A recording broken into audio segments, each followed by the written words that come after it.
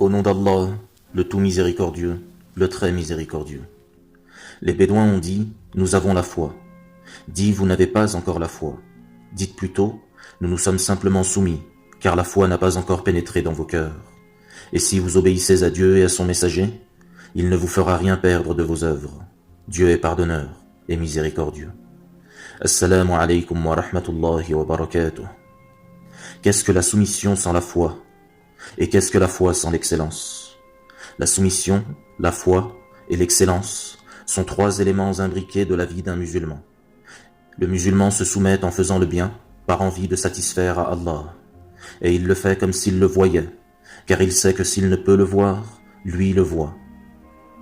Il ne suffit donc pas de prier bêtement, sans cœur ni attention, ni même foi parfois.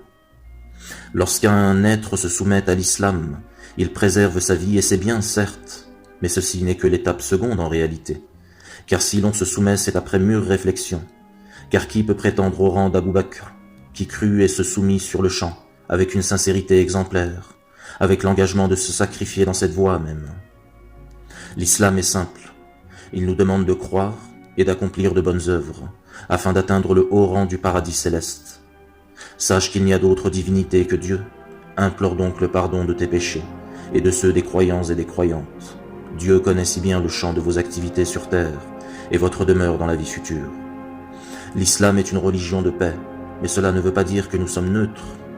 Nous avons à nous imposer aussi, afin de faire valoir nos valeurs, qui sont universelles, comme la bonté envers les parents et les voisins, le combat contre l'oppression et l'injustice, le mieux vivre spirituel et matériel comme exigence, et le partage des savoirs, afin d'imprimer en nos enfants la sagesse islamique qu'ils vivront pour le reste de leurs jours, par la grâce d'Allah subhanahu wa ta'ala. Car oui, il faut être musulman, mais aussi finir ainsi. Le prophète sallallahu alayhi wa sallam nous disait que les actes les plus importants sont ceux qui viennent clôturer nos vies. Il a aussi dit que d'un acte, d'un seul, notre destin est déterminé pour soit l'enfer, soit le paradis.